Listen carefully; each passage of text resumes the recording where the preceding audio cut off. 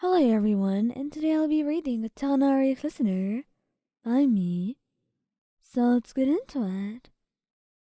Tighnari was your neighbor, and if there was anything you liked about the place that you lived in, it was the fact that your neighbor was a very hot doctor, and that also meant to get injured as many times as you like, because he's right there, and a chance to be with him is always a chance to take, and you were never to miss out on them.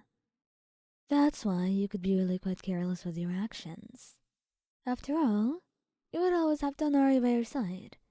He was quite a good neighbor, always willing and always caring, and that was something that you loved so much. You know, besides his smile, and besides him overall. So when you were at the party with your friend, helping them with the preparations and everything, you were dealing with a lot of stuff that were really hot and could really burn you. But you were trying to be a little bit careful this time. You actually wanted to attend the party, and you were hoping to get by safely, but it doesn't seem to work out, and you have zero idea how to deal with that mess. And the fact that you visited your neighbor at the end of the day wasn't because you actually wanted to go, but something had gone wrong with the preparation of the party, and something hot fell onto your thigh.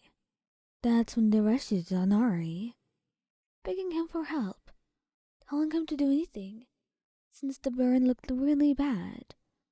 And after a while of just staring at you and figuring out how it was, he sighed softly, giving you a fond smile.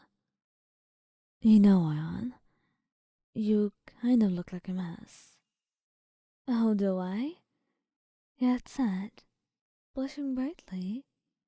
Meanwhile, your friend wasn't blushing at all, staring at you with something akin to love and care.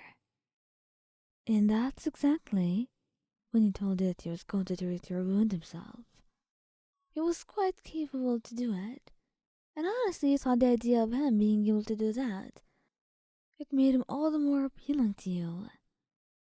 So, after a while of just holding your hand, calming you down, and telling you all the steps that you will go through, Tighnari gently began to lift the skirt off, and that made you blush brightly, staring at him in pure confusion.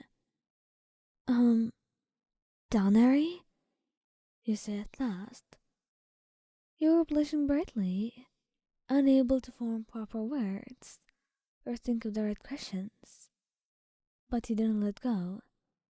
Instead, those lamps were hidden for a while.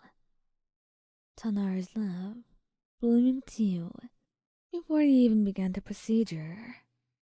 And that's kind of why he felt guilty. So instead of just doing anything about it, he took it to some guy, telling him to fix it. And thankfully, there's some progress on that. Meanwhile, you were just going to think of the doctor right here, who had just lifted up your skirt, put two hands, each one on your thighs, and bearing a kiss in between. He kissed your thighs a little bit, making you blush brightly and whimper. Tighnari, wait, I'm sure there are better things to do right now, you said. Your grades weren't really that good, and you would be happy for any coloring that you do together. But something like this, with the fact that most of us are already home, it really wouldn't count. But if we start early, I'm sure you can find something like this. You could honestly rent out the entire place. And Tighnari could literally just do it. But he was anxious and beyond sleepy. So the idea of being crammed into the same room as you seemed just more convenient to make him awake.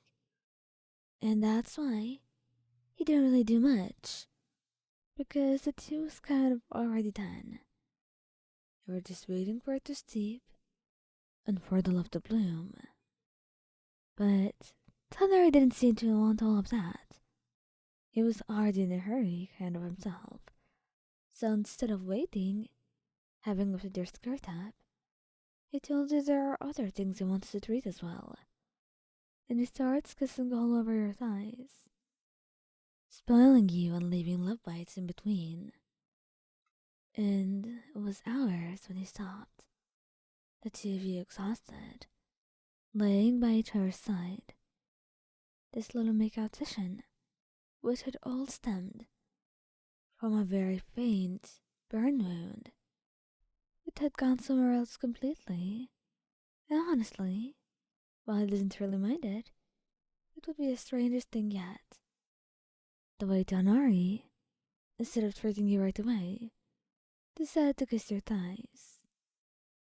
But it was fine. Everything would be fine.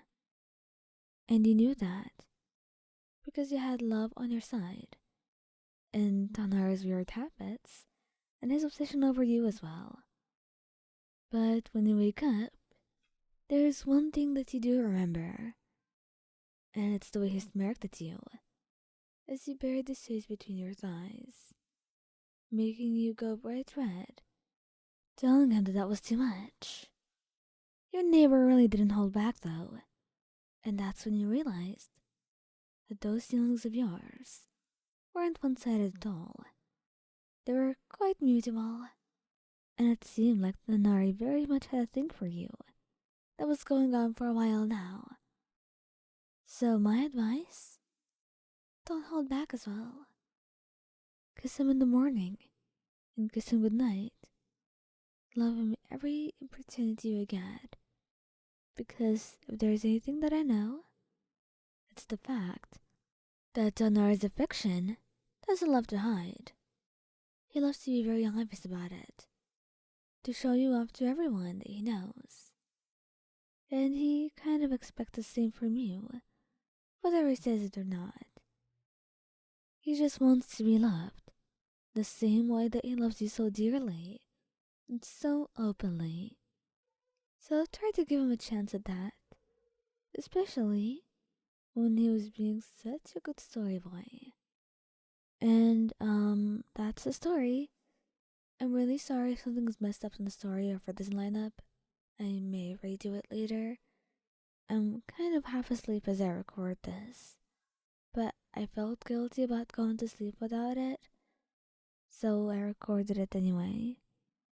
Anyways, good night.